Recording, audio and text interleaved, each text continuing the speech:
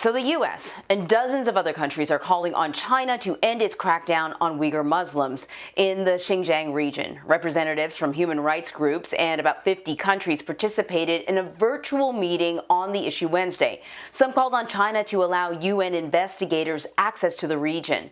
Ramy Inocencio is following the story for us and joins us now. So Ramy, this is obviously an ongoing problem, and sometimes it gets more attention from the international community and sometimes less. I want to play some sound from the meeting that we were talking about for our viewers. Here's what U.S. Ambassador to the UN, Linda Thomas-Greenfield, had to say. In Xinjiang, people are being tortured. Women are being forcibly sterilized. We will keep standing up and speaking out until China's government stops its crimes against humanity and the genocide of Uyghurs and other minorities in Xinjiang. All right, some strong words. Do we expect the U.S. and other countries will take more action on this issue in the wake of this meeting?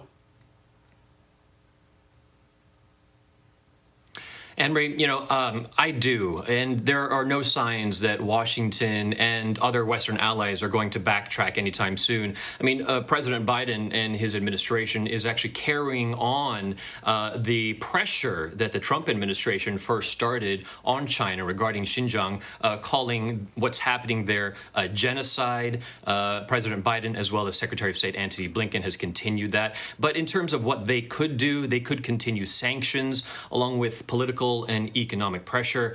Already to date, in the past several months or so, the Biden administration has, and the Trump administration, for its part, has leveled sanctions against at least 8 Chinese officials.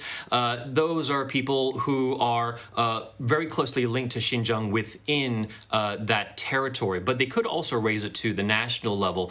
For example, looking at the Minister of Public Security, or even raise it to China's national leadership. But of course, if you imagine raising it to the level, for example, of President Xi Jinping, that would really raise the tensions to a degree that we haven't seen even from coming out of the Trump administration. Not just that, but also in terms of the international community.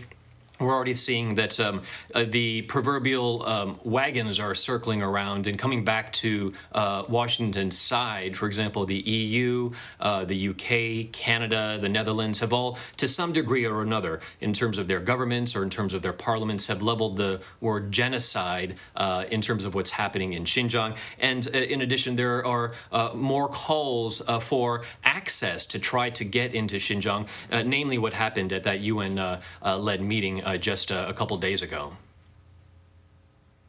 Yeah, you're right that we have heard both the Biden administration and the Trump administration, for that matter, closer to the end of the administration, use some very strong wording to criticize the way China has been treating the Uyghurs. But China has kind of pushed back, has said, hey, America, look, why don't you clean up your own backyard, essentially bringing up the protests over the summer about racial injustice. I'm wondering how China is responding to this meeting. Yeah, as you would expect, Beijing has pushed back really, really tough on these words. They're saying that this is a matter of internal affairs, and the Ministry of Foreign Affairs spokesperson, Hua Chunying, in Beijing, she said that what was coming out of that UN meeting was basically monstrous lies, disinformation, and political bias. And to your point, she did try to turn it on its head, the conversation, saying, listen, don't look in our backyards, look in your own backyards and your own histories at the discrimination and the racism, specifically with the United States, that's happening in the country there. You use the word genocide, and that essentially means, the erasure of a people. There's a new report released by an Australian think tank this week that found that the birth rate in the region fell by more than 48% between 2017 and 2019. That is huge. What can you tell us about the Chinese government's reported efforts to stifle birth rates in Xinjiang?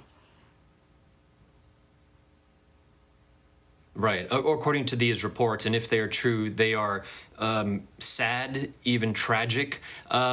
Basically, what's happening, experts say, is something called demographic genocide. Not so much the genocide that we might remember from history books from World War II, the killing of peoples, but this demographic genocide is the prevention of births, if you will, stopping the Xinjiang people from having babies. And how do they do this? Basically, any number of ways. One is the increased use of contraceptives, in particular intrauterine devices. Another way is through forced sterilization, and another way is through forced abortion. And I want to point out that I have to continue to use the word forced because this is something against everyone's will, according to these reports here. But the bottom line is that having too many children is such a strange thing to say, but having too many children has now become a crime in Xinjiang. For example, there are reports that if you have more than 2 children, if you have 3 children or more, there have been reports that families, parents have been ripped away from their children, and there are also threats that have already been widely reported over the past year or so that people are being sent to these so-called vocational centers, these job training centers, but outside observers, from what we're seeing, they're saying that they're basically re-education camps, and a lot of tragedy, a lot of sadness, a lot of horrors allegedly are happening there. Yeah, we have heard the stories, and they are extremely disturbing. I know some people may have, remembered the one-child sort of policy in China. That's no longer a policy in China. Yeah. So we're talking about just one section where, it's alleged that they are trying to control, parents' abilities to have children. It doesn't happen in the rest of the country. Ramy, thanks for shining a spotlight on this, letting us know what's being reported out there. Thank you so much.